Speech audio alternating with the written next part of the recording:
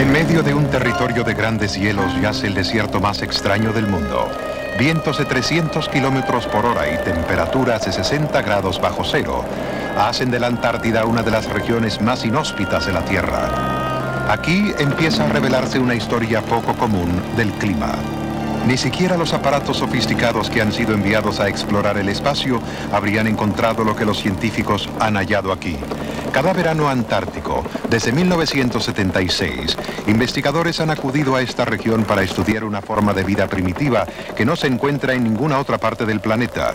El clima de la Antártida es tan hostil que ha hecho que las formas de vida tengan que refugiarse dentro de los poros de rocas milenarias.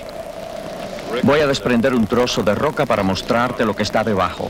Cada año, por apenas 5 días, el sol entibia la roca suficientemente para que pequeños organismos rompan su sopor de helada quietud. Ellos encuentran alimento en la misma roca y un poco de humedad en el aire. Rápidamente se reproducen y luego se aletargan hasta que el sol del próximo verano los despierta nuevamente. Con solo unos milímetros bajo la superficie, los microbios están protegidos del clima pernicioso. Cada banda oscura es un ecosistema en miniatura. Largas hileras de hongos y racimos de algas se unen para formar el líquen que crece entre los cristales de la roca. Los microbios incluso cambian su forma para acomodarse a este medio poco común. Para saber cómo la vida activa puede existir en este ambiente tan extremado, los científicos proveen nutrientes a los organismos. Una de las razones para que estos organismos crezcan lentamente es que pueden tener una deficiencia de nutrientes esenciales. Por lo tanto, después de unos años, podríamos ver un estímulo en este crecimiento. En otro experimento, los científicos crean invernaderos artificiales para prolongar la estación durante la cual los microbios crecen, y así saber cómo cambiará la vida a medida que cambia el clima. Si dejamos a estos sujetos afuera por unos 3 o 4 años, el calor creado por el invernadero debe entibiar la roca, al punto que los organismos tengan una mejor oportunidad de crecer.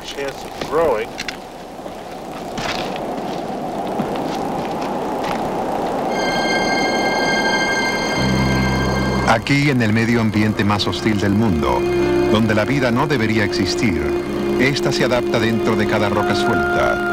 Es ahora muy claro que la vida en la Tierra está dramáticamente influenciada por el clima.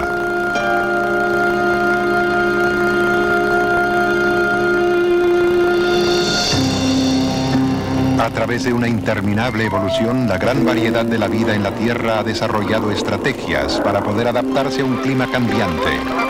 Activadas por algún misterioso reloj biológico, algunas aves viajan miles de kilómetros cada año para poder escapar el asalto del invierno. Los animales que no logran escapar confrontan el desafío del clima e implementan otras formas ingeniosas. Se adaptan aprovisionándose e invernando.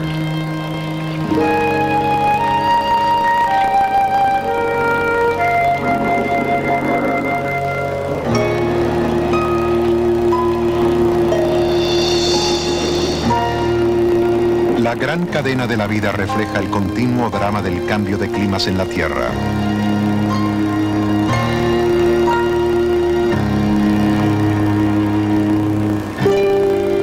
El destino del esfuerzo humano puede estar ligado también a nuestro inconsistente planeta. Un clima extraordinariamente benigno, los documentos nos muestran, coincidió con el surgimiento de la civilización, tal vez fomentó su desarrollo. De hecho, la civilización surgió primeramente en regiones que son muy severas hoy día.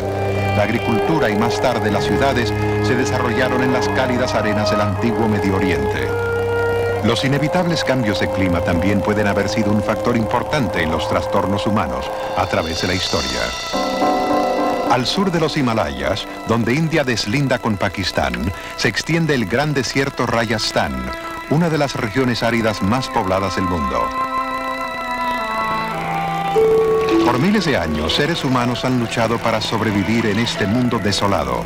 En los escasos pastos del desierto, ellos domestican animales y cuidan celosamente la poca agua que puedan encontrar. Aquí el agua vale más que el oro. Llega solamente una vez al año.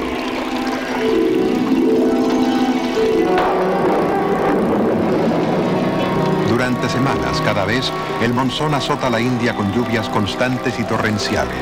Usualmente los veranos son mojados y los inviernos son secos, pero el monzón invierte este orden.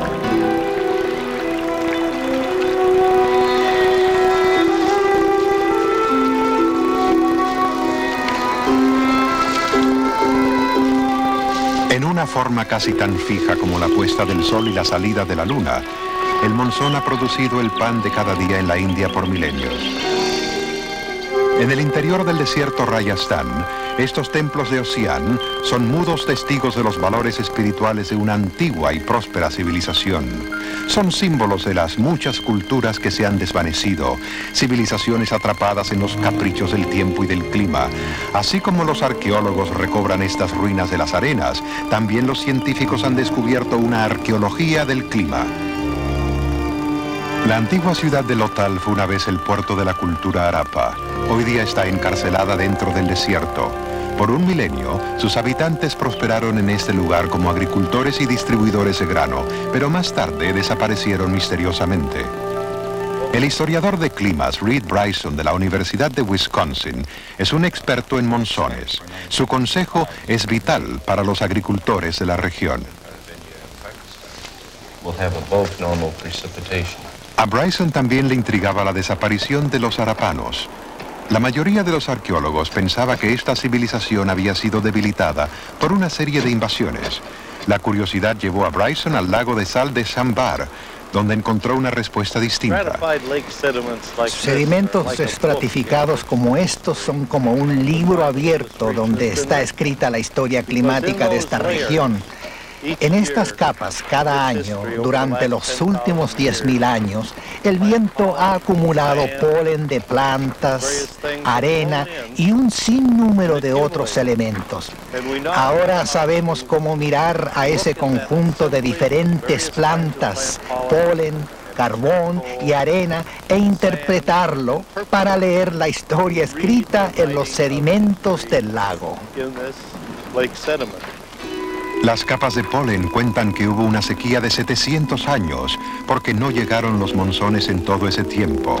Y así fue como la cultura Harappan se desmoronó. 250.000 de personas puede haber perecido en el desierto. Hoy día cientos de millones dependen del retorno de los monzones. El estudio de antiguas civilizaciones nos dice que el pasado puede dejar largas sombras que afectan el presente y el futuro.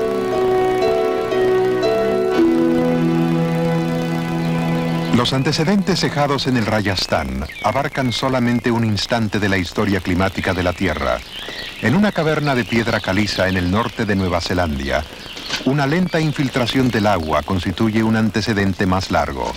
Aquí los científicos han llegado a ser exploradores. Con su equipo ellos aspiran a retroceder el tiempo geológico para lograr más antecedentes del clima. Chris y Vivian Hendy son geoquímicos.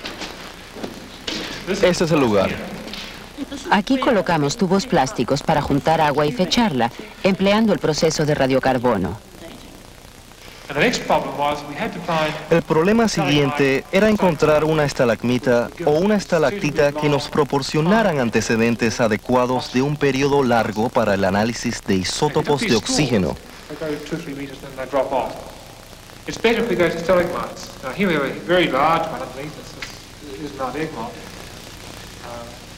A medida que el agua y los minerales se han filtrado a través del techo, se ha ido creando la delicada arquitectura de la caverna. Minerales depositados cuando el clima era helado difieren de los depositados cuando este era cálido. Los minerales realmente producen una composición química que se puede recoger como antecedente histórico del clima mundial. Gota a gota la caverna se forma ante nuestros ojos. Formaciones como estas se han edificado durante milenios y con ellas un antecedente perfecto de cambios de temperatura y humedad en tiempos pasados. Preocupado por conservar la frágil belleza de la caverna, Hendy y su grupo caminaron 1,5 kilómetros con agua hasta los tobillos en busca de algún espécimen para someterlo a análisis. Correcto. Aquí está el que finalmente obtuvimos. Es fuera de serie. Es una estalactita rota, pero que hace tiempo bajó hasta por aquí. Seguramente fue parte de una columna unida al suelo, pero el suelo se hundió y dejó este trozo fracturado. Entonces cortamos alrededor de 15 centímetros, lo cual nos dejó un bloque de 40 kilos. Con ello, obtuvimos unos 100.000 años de antecedentes de... Henry recoge agua de estas antiguas estalactitas. El contenido mineral le ayuda a determinar la edad de estas formaciones.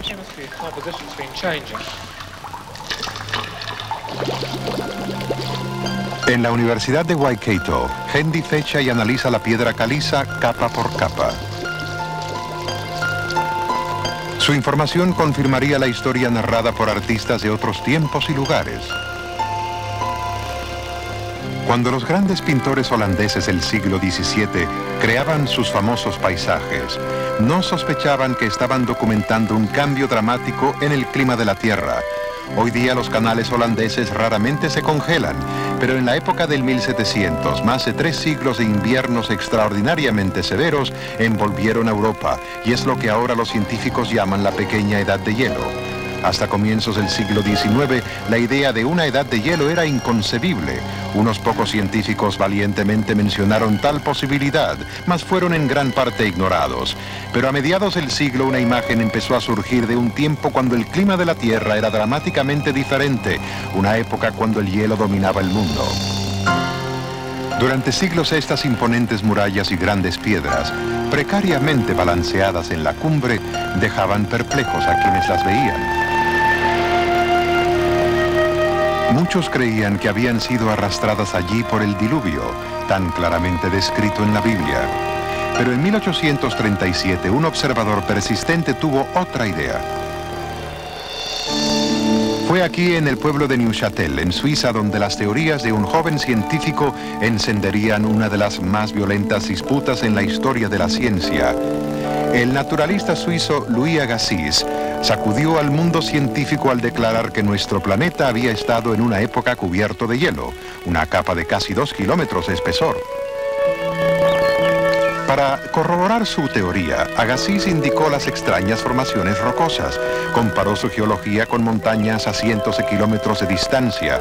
Estas rocas eran demasiado grandes para haber sido arrastradas por diluvios.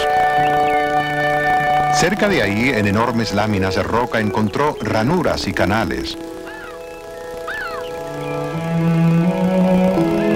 En otros lugares observó que los suelos de las rocas eran sorprendentemente planos, como si hubiesen sido rebanados por un cuchillo gigante.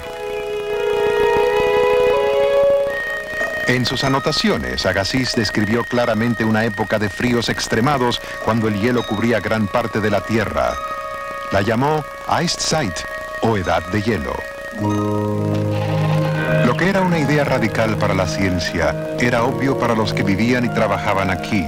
Los cazadores de antílopes de los Altos Alpes por mucho tiempo habían identificado estas extrañas rocas como pedazos de montañas lejanas que se habían fracturado y habían sido transportadas por glaciares.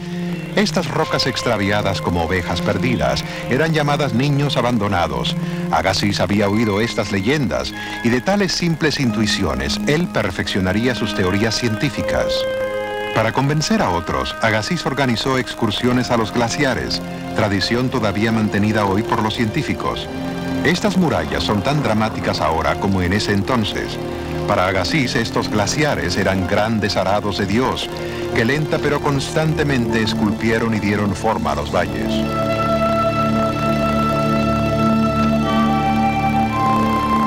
Más sorprendente aún, Agassiz argumentaba que los glaciares eran restos de una época cuando el hielo no solo cubría Suiza, sino que se extendía desde el Polo Norte hasta el mar Mediterráneo. Ahora, cada verano los científicos regresan para explorar los glaciares de los Altos Alpes. Ellos van entre las rocas y a lo largo de los rebordes que tanto intrigaban a Louis Agassiz.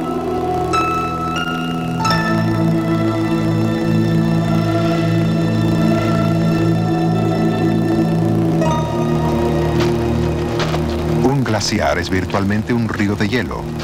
Con un movimiento imperceptible, arrasa con todo lo que esté a su paso.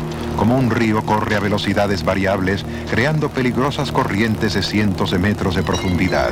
Estructuras de terreno pueden desaparecer de un día para otro, derrumbadas por la continua y furiosa arremetida del hielo. Casi la mitad de la fisonomía de nuestro planeta ha sido esculpida por incesantes fuerzas. Con el tiempo supimos que no solo una, sino numerosas, extensas y regulares edades de hielo han dominado nuestro planeta. Por la mayor parte de los últimos 1000 millones de años, el clima helado era lo normal. Una edad de hielo comienza cuando las temperaturas de verano no logran derretir las nieves del previo invierno. Año tras año el manto de hielo aumenta. Solo los climas tropicales cerca de la línea ecuatorial pueden detener su avance. Eventualmente la Tierra se entibia misteriosamente y el hielo comienza a retirarse. Pero ¿qué da comienzo a una edad de hielo? Ninguna teoría lógica puede explicar las causas de tales cambios dramáticos en el clima. Intrigado por este misterio, el matemático yugoslavo Milutin Milankovic empezó a desarrollar una teoría astronómica que explicaría las edades de hielo. Él creía que estas eran causadas por cambios en la relación de la Tierra con el Sol. Sabemos que las estaciones se producen a causa de la inclinación del eje terrestre, pero cada 41.000 años, tal inclinación varía unos pocos grados.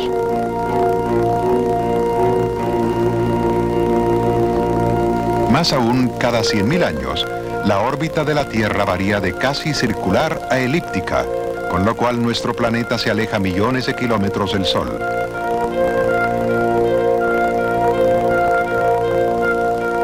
Entonces, la Tierra se tambalea lentamente como un trompo en el espacio, para completar una circunferencia aproximadamente cada 20.000 años. La inclinación de la Tierra, así como el estiramiento y fluctuación de su órbita, cambian la distribución de energía que el planeta recibe del Sol. Fue Milankovic quien sugirió que estos cambios podrían provocar las edades de hielo. Sin evidencia alguna, esa teoría fue olvidada hasta que un descubrimiento casual ocurrió en la isla de Barbados en el Caribe. Unos científicos notaron cómo los terraplenes de la isla parecían peldaños de una escalera gigante. Se determinó que estos terraplenes eran antiguas playas, puesto que contenían fósiles de coral como los que todavía se encuentran en la costa de Barbados. Puesto que el coral crece solamente en aguas poco profundas, estos terraplenes dan la impresión que el nivel del mar llegaba antes a esta altura. ¿Podrían estos terraplenes reflejar el lapso de tiempo entre las edades de hielo, cuando el nivel del mar ascendió al derretirse el hielo que cubría la Tierra?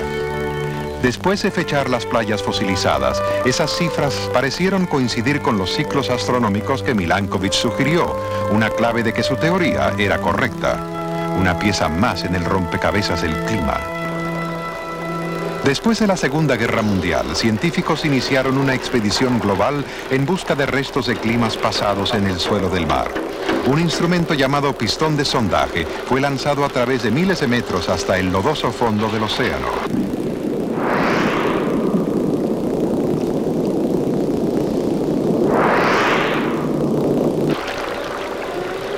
La exploración descubriría que los sedimentos en el suelo del mar mantienen antecedentes de las grandes capas de hielo en la Tierra.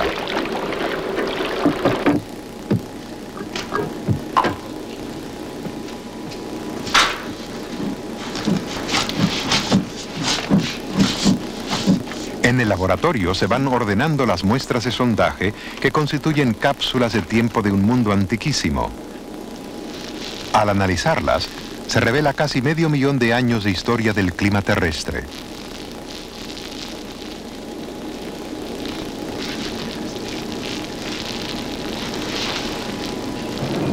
En el Observatorio Geológico Lamont Doherty de la Universidad de Columbia, miles de muestras de sondaje de distintas partes del mundo son catalogadas y almacenadas como una biblioteca incomparable del pasado.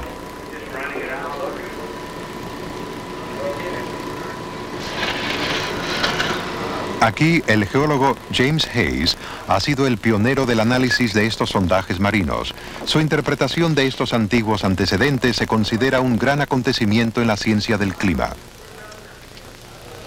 A pesar de que las edades de hielo fueron hechos detectados al estudiar la geología de superficies continentales, los continentes no conservan muy buenos antecedentes de la secuencia de avances y retiradas de las capas de hielo.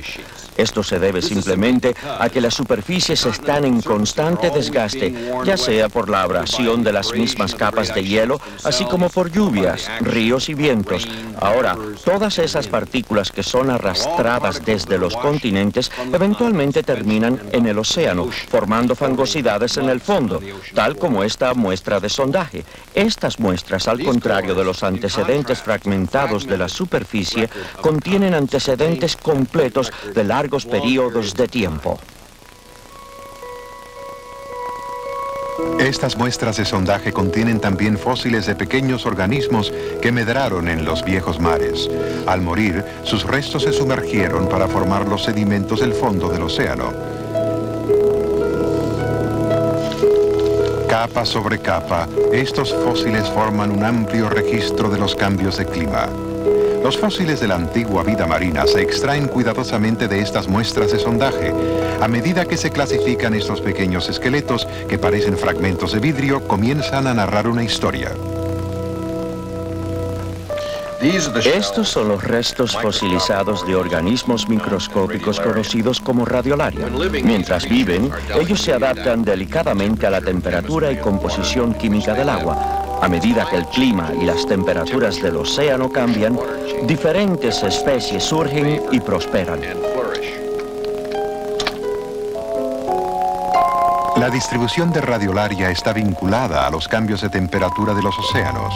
Haciendo esquemas de cambios de temperaturas, Hayes y sus colegas encontraron un ciclo que igualaba al sugerido por Milankovitch.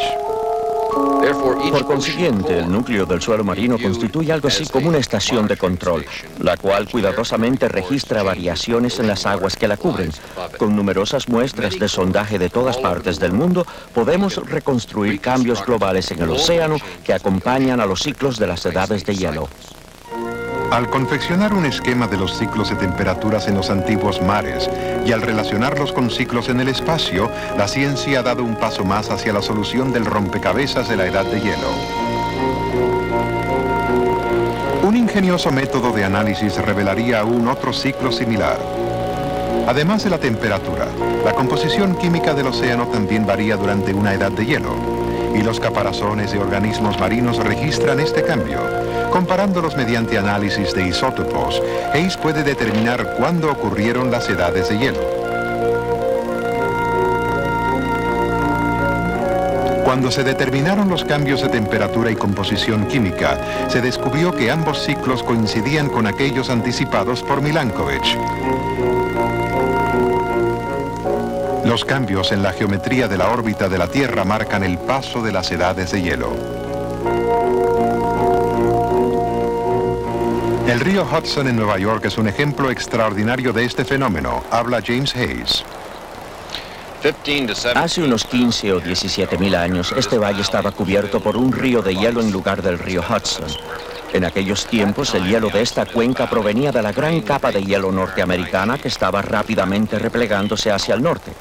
La pregunta que debemos hacernos es si algún día el hielo retornará a este lugar. La respuesta es sí. Puesto que las estaciones del año ocurren por la geometría de la órbita terrestre alrededor del Sol, también las edades de hielo son causadas por dicha geometría. Tal como el otoño con certeza cambiará a invierno, así inevitablemente el hielo regresará a esta cuenca. Si Hayes y sus colegas están en lo cierto, nuestro planeta puede ya haber iniciado su lento descenso hacia la próxima edad de hielo, cuyo punto culminante ocurriría dentro de unos 100.000 años.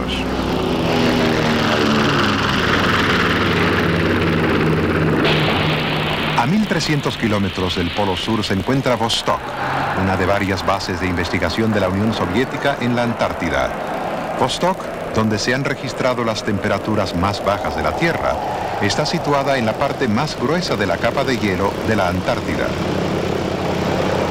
La llegada de un transporte estadounidense es algo que raramente ocurre. A bordo de este ha llegado el glaciólogo francés Claude Lorius para participar en la celebración de un suceso histórico. By say 3 words, three words. You understand?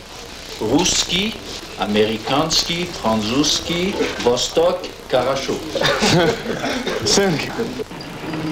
En 1979 los rusos comenzaron un proyecto audaz, perforar la capa de la Antártida que tiene de 3 a 4 kilómetros de espesor.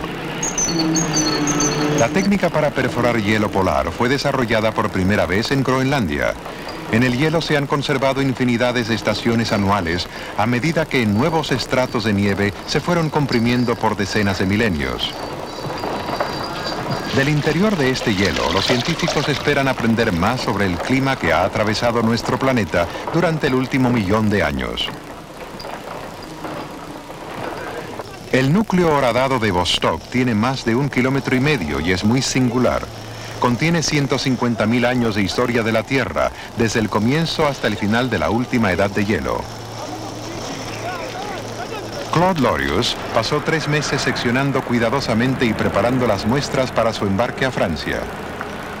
En el Instituto de Glaciología de Grenoble se realizaría el largo y difícil análisis del material.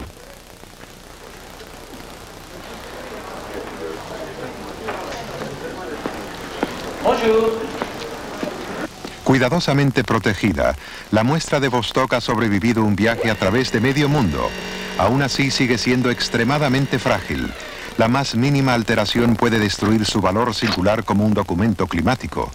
Para proteger la muestra, el laboratorio está esterilizado y se ha mantenido a temperatura bajo el grado de congelación.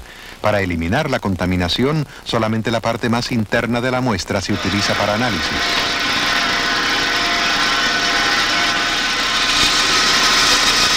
Cada estrato es como la página de un libro. Aún un pequeñísimo trozo revela estimulantes detalles. Atrapados en el hielo hay partículas de polvo y ceniza, un indicio claro de la acción volcánica ahora inactiva. También hay burbujas de gas, soplos de aire antiquísimos. Vistos a través de luz polarizada, el hielo se convierte en un caleidoscopio de colores y formas. Estos diminutos cristales contienen todo lo que se necesita para determinar la temperatura y composición química de la atmósfera durante la última edad de hielo. Uno de los hallazgos más sugestivos es un vestigio de dióxido de carbono en la atmósfera del pasado. Esta muestra ha confirmado que el nivel de dióxido de carbono durante la última edad de hielo fue considerablemente inferior de lo que es hoy en día. La razón no se sabe. Claude Lorius cree que es necesaria una investigación.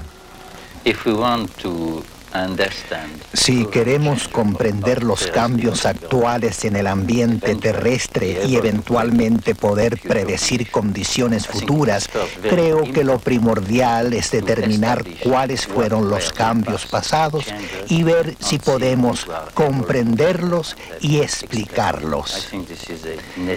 Creo que esto es una necesidad si queremos hacer proyecciones para el futuro.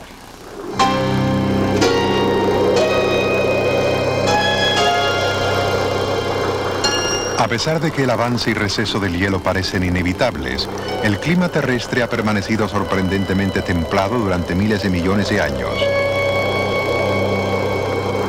Ahora la ciencia ha descubierto otra paradoja. Parece que nuestro viejo Sol era en aquellos tiempos más pequeño e irradiaba menos calor que hoy. Si el Sol fuera tenue, la nieve se acumularía gradualmente y el planeta se enfriaría en forma progresiva. Eventualmente los océanos se congelarían y la Tierra se convertiría en una brillosa bola de hielo. Pero no existe evidencia. Agua líquida, lo básico para la vida, ha existido en la Tierra por casi toda su historia. Una clave del misterio puede encontrarse a millones de kilómetros de distancia de nuestro planeta. Cuando las primeras naves de exploración espacial se aventuraron a Venus y Marte, descubrieron atmósferas violentas y distintas a la nuestra. Venus es ardiente y nocivo. Con más de 450 grados centígrados en su superficie, sus rocas fulguran al rojo vivo. Este clima ardiente existe debido a que las nubes espesas y ácidas contienen cantidades extraordinarias de dióxido de carbono.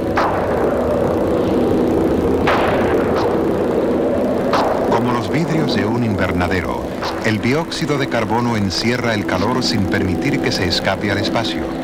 La atmósfera de Venus contiene 300.000 veces más dióxido de carbono que la Tierra.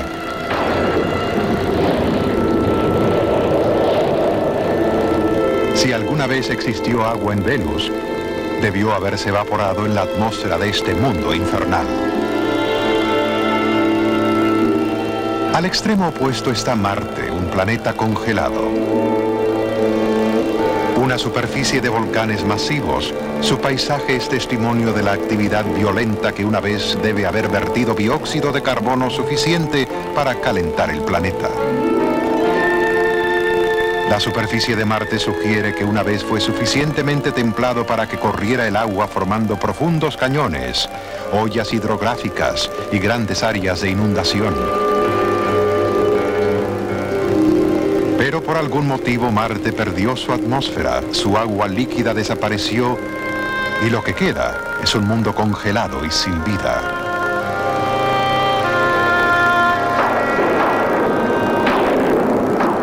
Si Venus es un planeta ardiente que no se puede enfriar, Marte es un mundo que no se puede calentar, mundos extremos de fuego y hielo. En la órbita entre Venus y Marte está la Tierra. Ni muy cálida ni muy fría, tiene la cantidad suficiente de dióxido de carbono para que la vida prospere. Al contrario de Venus y Marte, la superficie de la Tierra está constantemente cambiando, azotada por viento y agua y descompuesta por poderosas fuerzas interiores. El carbono almacenado en el planeta está circulando continuamente a través de las masas terrestres, los océanos y la atmósfera. Aún la vida activa juega un papel importante en estos ciclos. Este proceso dinámico ha ayudado a equilibrar la cantidad de dióxido de carbono en la atmósfera terrestre y parece resolver el misterio de nuestro viejo Sol. Si hubiese habido más dióxido de carbono en nuestra atmósfera de aquellos tiempos, habría encerrado suficiente calor para mantener el planeta abrigado. La ciencia cree ahora que los cambios abruptos de dióxido de carbono pueden causar cambios abruptos en el clima y tal vez influenciar edades de hielo. Más aún, pueden crear mundos radicalmente diferentes como Venus y Marte. Este entendimiento de la función del dióxido de carbono está entre los grandes avances de la ciencia moderna. Es urgente comprender el papel que tiene el dióxido de carbono en la vida de nuestro planeta. Desde el advenimiento de la civilización y particularmente en la edad industrial, el ser humano ha inyectado cantidades enormes de dióxido de carbono en la atmósfera con la combustión de carbón, petróleo y gas.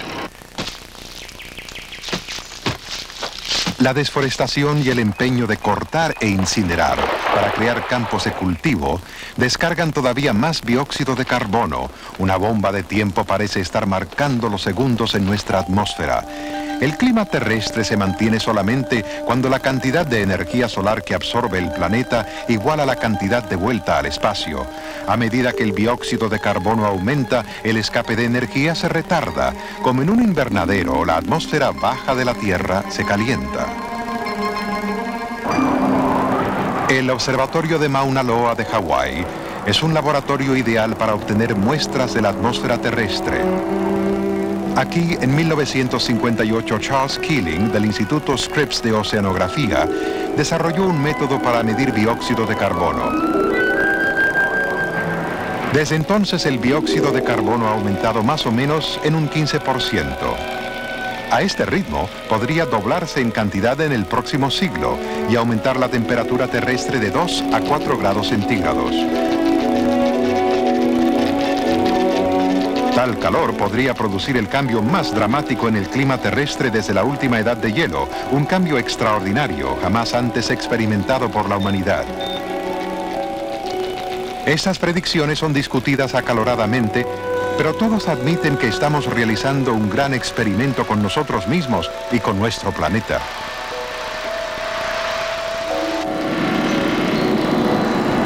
Los resultados de un calentamiento potencial por el dióxido de carbono pueden notarse primeramente aquí. Desde el Año Geofísico Internacional en 1958, Antártida ha pasado a ser un laboratorio natural donde científicos de todas partes del mundo exploran las dinámicas del hielo. Aquí un aumento de temperatura global crearía una amenaza. El espesor del hielo de la mayor parte del continente antártico es de unos 3,5 kilómetros y dicha costra no descansa en tierra, sino en el océano. Es inestable y susceptible al movimiento. Los científicos están preocupados. ¿Podría el hielo de la Antártida derretirse? Por ello exploran hasta el más mínimo cambio en el amplio y complejo casco de hielo.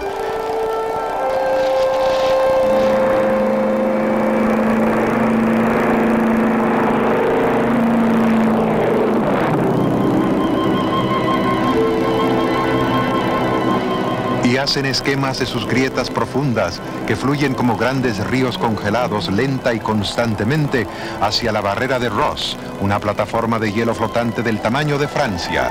La barrera de Ross actúa como un tapón, sujeta la enorme masa de hielo que cubre el oeste de la Antártida. Un aumento de temperatura causaría la desintegración de su borde delantero y la destrucción de la barrera que contiene la inestable masa de hielo de la Antártida Oeste. Si ésta se derrumbara y se derritiera, el nivel del mar podría subir unos 6 metros para cambiar dramáticamente la geografía del planeta Tierra.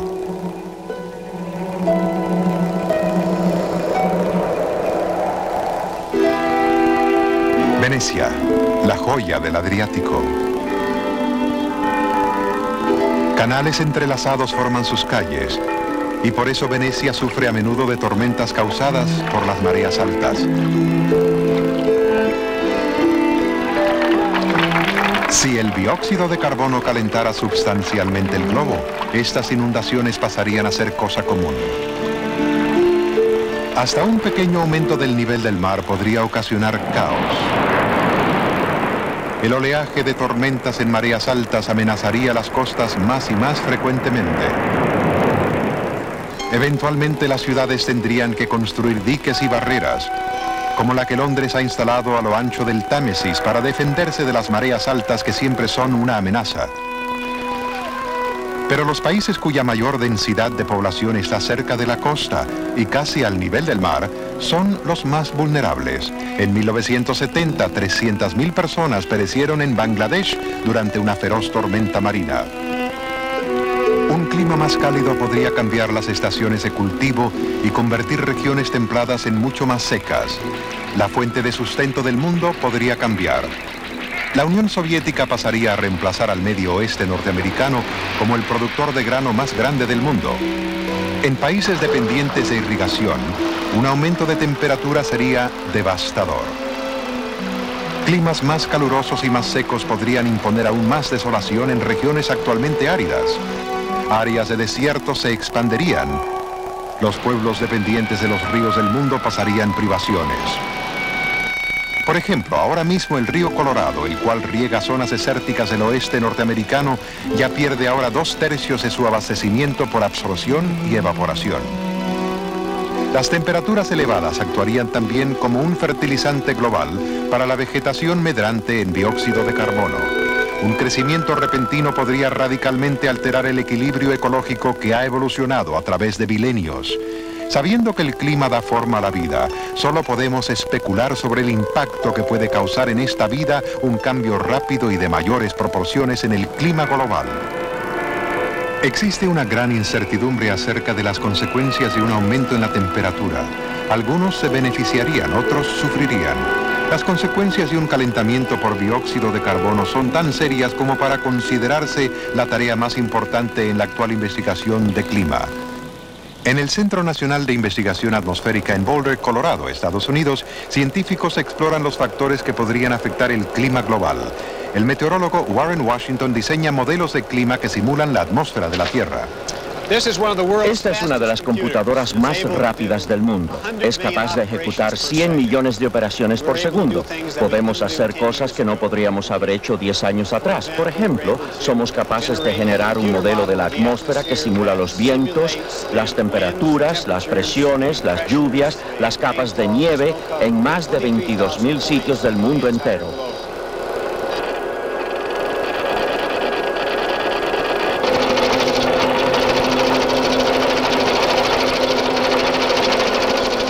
Simular el mecanismo de la atmósfera terrestre es una misión compleja. La Tierra, océanos, hielo polar, incluso la vida activa pueden influenciar el clima. Factores externos como el cambio de radiación del Sol pueden complicar aún más el modelo. La tremenda velocidad del computador manipula los numerosos factores climáticos. La Tierra simulada es puesta en acción durante días computador para predecir el estado del tiempo o por años computador para predecir otros sucesos relativos al clima. Al cambiar los factores del modelo del clima, los científicos pueden hacer pruebas que son imposibles en el mundo real. Exploran los escenarios que podrían revelar las causas de los cambios del clima global. El climatólogo Steve Schneider emplea modelos para explorar los posibles impactos del aumento de temperatura por dióxido de carbono. Nos preguntamos para qué sirven los modelos, por qué los necesitamos para predicciones del clima futuro. Bueno, si vamos a tratar de predecir lo que va a pasar en el futuro, necesitamos calcular cuánto gas está inyectando la humanidad en la atmósfera y qué consecuencia tendría ese efecto de invernadero en relación al clima. Bueno, como no tenemos un modelo físico, un doble de la Tierra, digamos, al que podamos contaminar creando el invernadero y luego ver qué pasa, la única alternativa con posible esperanza de conocer el futuro es crear un modelo matemático para que funcione dentro del computador. Tomamos este modelo y describimos el clima actual. Esencialmente simulamos el clima actual. Luego agregamos gases con efecto de invernadero y le preguntamos al modelo cuánto ha cambiado el clima. Comparamos y así tenemos ya una idea de qué clima podría traernos el futuro si hiciéramos esa adición de gases. Mientras algunos científicos especulan acerca del futuro del dióxido de carbono en la atmósfera, otros experimentan con un intrigante escenario del clima pasado. Hoy esta región semiárida es parte del Parque Estatal del Pueblo Reservoir en Colorado, pero cuando los dinosaurios dominaban la Tierra, estaba cubierto de agua. Explorando entre las rocas en búsqueda de este mar antiguo está el geólogo Eric Barron. Estas rocas pertenecen al período Cretácico alrededor de 90 millones de años atrás. Las rocas y los fósiles encontrados en ellas nos dicen que esta región estuvo cubierta por un vasto mar poco profundo que se extendía en Norteamérica desde Colorado a Kansas y del Golfo de México hasta la cuenca ártica. Podemos ver que los fósiles son claramente marinos e indican que el clima era mucho más caluroso que el presente. En un lugar como Groenlandia encontraremos fósiles de lagartos. A no ser que un lagarto hubiese tenido pelaje, los climas deben haber sido mucho más calurosos de lo que son ahora. Fósiles en las rocas revelan un lugar en drástico contraste con el ambiente casi desértico que hoy existe al este de Colorado. 100 millones de años atrás, los dinosaurios recorrían esta región que debe haber sido un mundo fértil y tropical.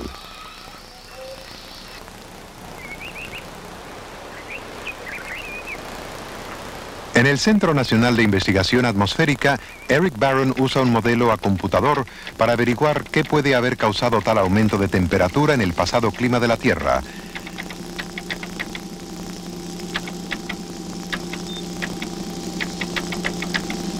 La posición de los continentes se ajusta al tiempo de los dinosaurios y se añaden otros factores climáticos para reproducir el mundo prehistórico. Barron sabe cómo era en aquel entonces. Ahora tiene que averiguar por qué. La geología cretácica programada en esta computadora es clara y dramáticamente diferente de la geografía actual. Por ejemplo, vemos a Australia adherida a la Antártida, India en el hemisferio sur, y evidencia de inundaciones, por ejemplo, en Norteamérica. El indicio principal pareció provenir de una nueva comprensión de la corteza móvil de nuestro planeta, de las placas tectónicas. Los científicos han descubierto que la superficie de la Tierra está quebrajada y rota. En medio del océano existe una cadena de montañas donde un violento drama comienza la creación de la corteza terrestre.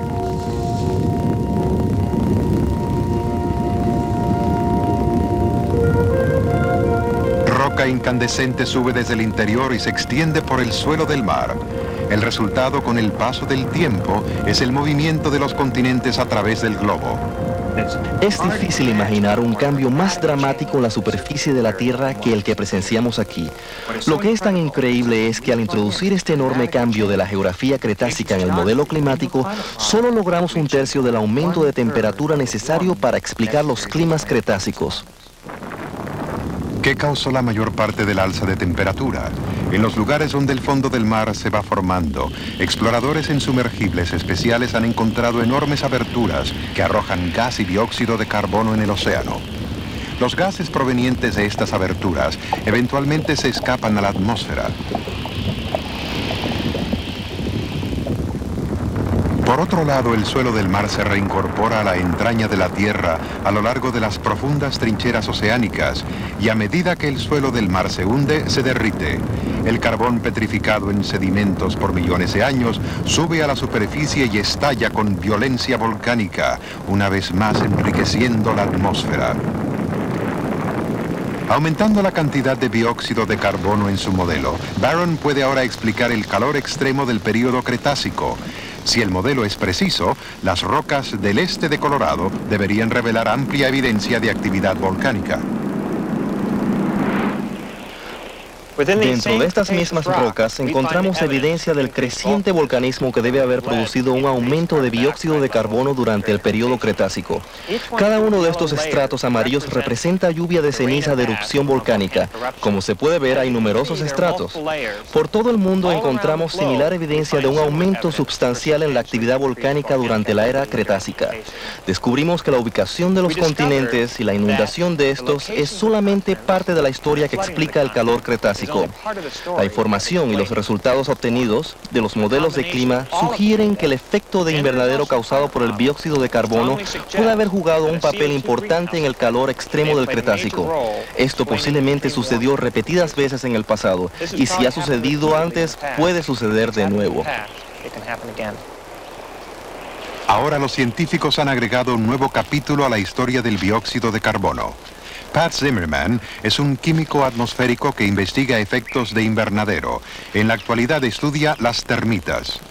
Sus colonias permanecen bajo control, pero Zimmerman cree que la acelerada eliminación de bosques y praderas puede conducir a una reproducción explosiva de la especie e influenciar el clima mundial. Ahora puede que ya haya 3/4 de tonelada de termitas por cada ser humano. Pensamos que la población de termitas en el mundo está aumentando. En los Estados Unidos cada año se despejan unos 130.000 kilómetros cuadrados de bosques, con lo cual el ecosistema pierde su balance. La totalidad de la cadena de descomposición es eliminada, los predadores desaparecen y todo esto permite que la población de termitas realmente explote. Las termitas son criaturas antiquísimas.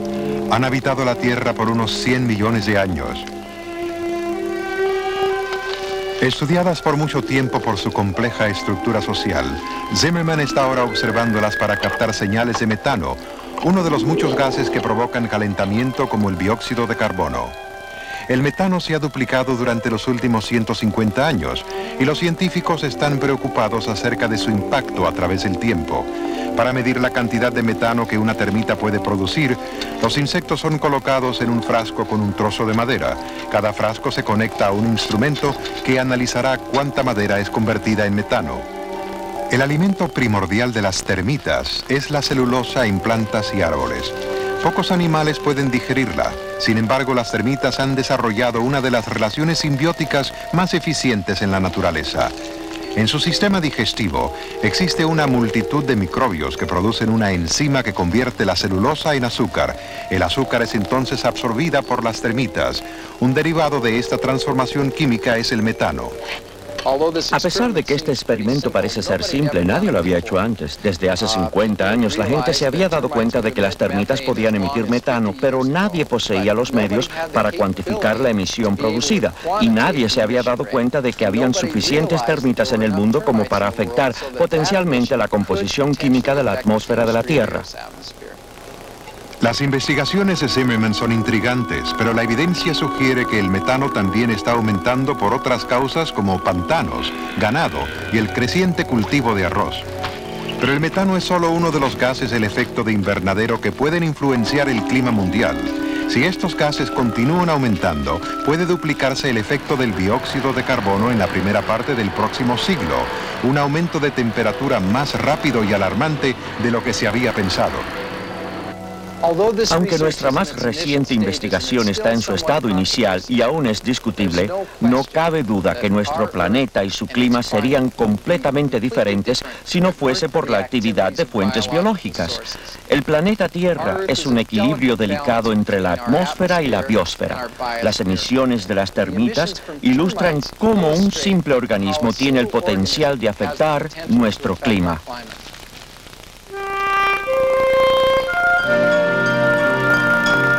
Para el decenio de 1990, los científicos esperan tener una prueba concluyente de si la actual tendencia de aumento de temperatura es mayor que las fluctuaciones normales del clima.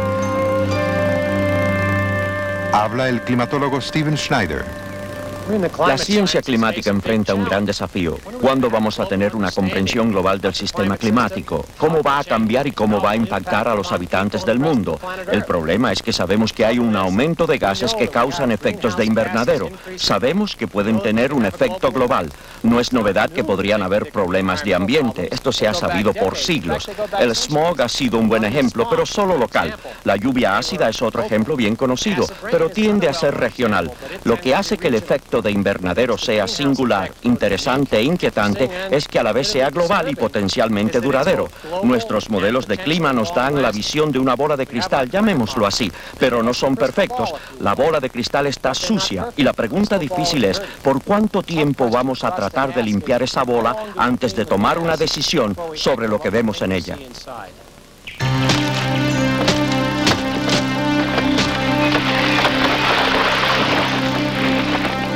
Por primera vez notamos que el hombre juega un papel siniestro en el clima futuro del planeta Tierra. A pesar de que los cambios de clima parecen ser inevitables y los procesos que lo determinan son todavía incomprendidos, el ser humano es el actor más importante del drama. Hoy en día nuevos instrumentos y tecnología ayudan a la ciencia a reunir las piezas del rompecabezas climático. Hemos comenzado a comprender los factores que influencian el clima global. Hemos revelado la historia de un pasado espectacular, registrado en rocas, océanos, hielo y aire. Hasta en su misma vida, hemos visto devastadoras edades de hielo transformar la Tierra y climas tropicales en lugares ahora congelados. Hemos viajado a través del espacio y encontrado claves de nuestro futuro. ¿Podría la Tierra transformarse en un mundo de fuego o de hielo? Una nueva frontera de exploración ha revelado una Tierra que ha cambiado en el pasado y seguirá cambiando en el futuro. ¿Cuánto y cuándo? Son las preguntas del perplejo rompecabezas del clima del planeta Tierra.